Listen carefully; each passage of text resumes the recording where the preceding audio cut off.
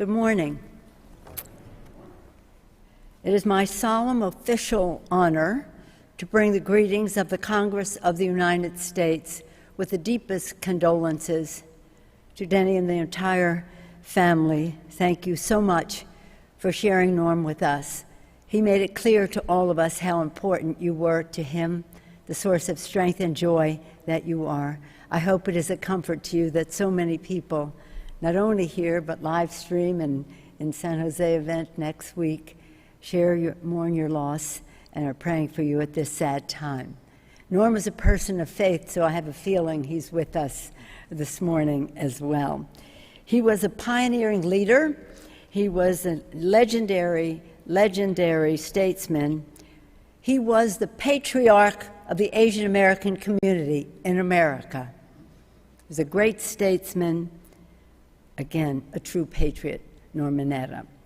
As Speaker of the House, I not only bring the condolences, but I also personally am so honored to participate in this service, because apart from Senator Simpson, I probably have known Norm the longest. I can't go back to 12 years old as Senator Simpson can, but I can go back to when I first moved to California, which is home for my husband, Paul. Norm was one of the first person in politics that I ever knew. And we bonded because he was mayor of San Jose, a very young mayor of San Jose, first Asian American mayor of a major city. And my brother, Tommy D'Alessandro, was mayor of Baltimore, and they bonded in the mayor's conferences and the rest. And he came, he said, "I know your brother, Tommy," and that was the beginning of our relationship. And in those days, we talked about local government and its importance, and we saw Norm's graciousness, even at that young age, and the respect that he commanded. So, before I go into the memoirs, I just want to reference I call him Jamie, but other people call him Governor Blanchard or Ambassador Blanchard or whatever.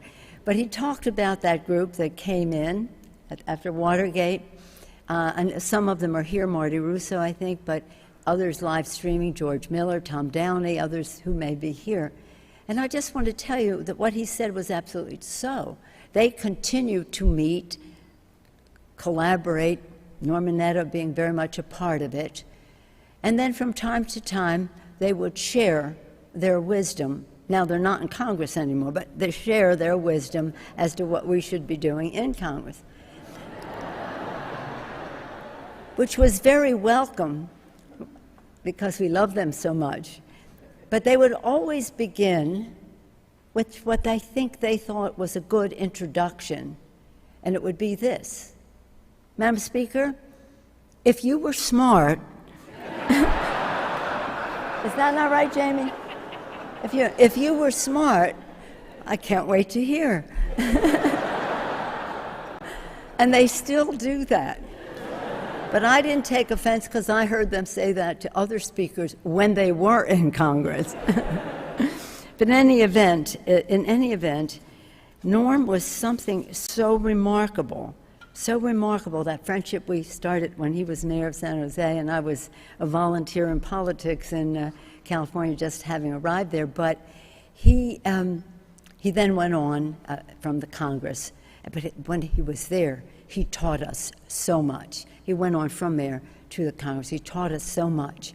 And I wish you could have, and many of you did. We saw the staff and colleagues, many of them going on to the cabinet, I see here, when they asked the members of Congress to rise. He taught us a lot. Well, of course, he taught us about bringing justice to the Japanese American community in our country. And I think most of us would consider that one of our most important initiatives in the Congress, justice. Norm took great pride in his Japanese American heritage. He took great pride in that, and he took great pride in his patriotism and his love of America. That's why I'm so glad that the Japanese ambassador is with us today to pay tribute to Norm Mineta. Thank you for honoring Norm and all of us with your presence. You understand?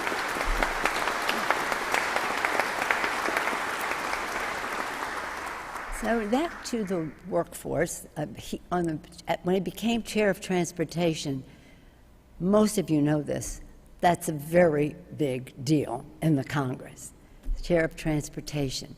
But he not only used that power that went with it, he was a teacher always. And he taught us, and he made a big difference. He transformed it because he taught us all not just to go in there and go for our own project, but to think regionally and to think statewide and to think nationally about whatever we were putting forth. Now, that may sound easy, but when you're there getting your money for BART for San Francisco and they're getting their money for BART for San Jose or East Bay, just as an example, he took us to a higher place, which served us very well. And thanks to him, we could collaborate rather than compete.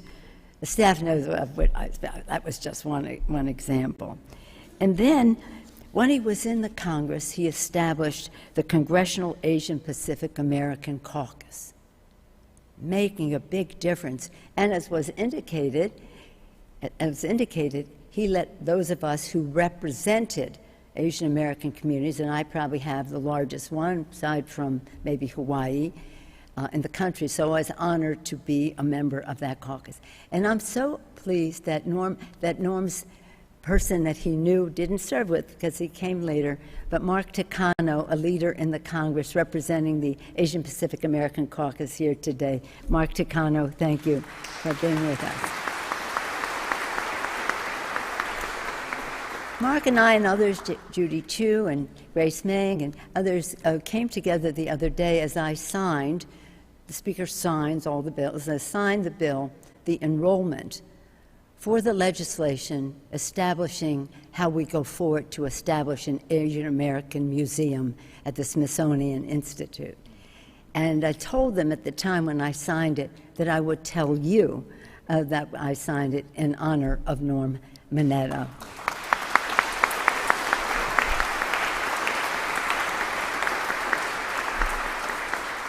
The President will be signing, perhaps he already has, but it will be the law before we're finished with Norm's services, East Coast, West Coast, and all. To this day, KPAC remains an indispensable and tireless force for the AAPI communities in the halls of Congress. I wish, and many of you did see, every year we would go, Norm would always preside at the events and all the rest, even as he rose to the heights of cabinet secretary, not only once, but twice, not only for a Democratic president, but for a Republican president, a level of politics so far beyond all of us, so fabulous. We were so proud of him. First, and then again, Asian American member of the cabinet, but there for so many reasons and two different positions. Imagine that. But you didn't have to imagine much if you knew Norm and how capable he was. He had always had a better vision about our country, a more perfect union. He always had knowledge about the subjects that he was talking about, so when he spoke, we listened. If we were smart, we listened. And he was, he was just a remarkable person. Again, everyone's talked about the twinkle in his eye and his great smile. And yes, I was very happy to be with him with many Italian-American events. They are still not, whether they knew or not, they took pride in Norm Mineta. That was great. So again, he was a man of many titles. Imagine that he served in the military, even though the country that he was helping to defend later, of course, was a country that was committed such an injustice to his family, to him. And we'll hear more about that from, I'm sure, from Senator Simpson. And some of us have heard some of his stories before, but we always look forward to them. And this is the most remarkable story you will ever hear about our great country and the leadership and service we've had from both sides of the aisle, culminating in a great friendship between Norm Mineta and Alan Simpson. That is to follow. But as Norm told himself, the title he held dearest was citizen. Citizen, he said, I cherish the word citizen because my own government wasn't willing to use that word to describe us. Indeed, all Americans and all the extraordinary, indomitable patriotism, he chose to devote his life to serving a nation, again, that had turned its back on him. The news of Norm's passing was a cause of great sadness for all of us. But as we remember today, the story of his life is a cause for great celebration because he truly embodied. He was the personification of the American dream writ large. Denny, David, Stuart, all of you, to the whole family. Our country is deeply grateful to you for sharing him with us, as our nation has benefited immensely from his leadership. We're going to hear from Mark and Bob and Stuart and David. We look forward to that. But again, please know, Denny, but we knew what a joy you were in his life and continue to be. And as we remember him, we remember the happiness that you provided to him. May he rest in peace. Thank you.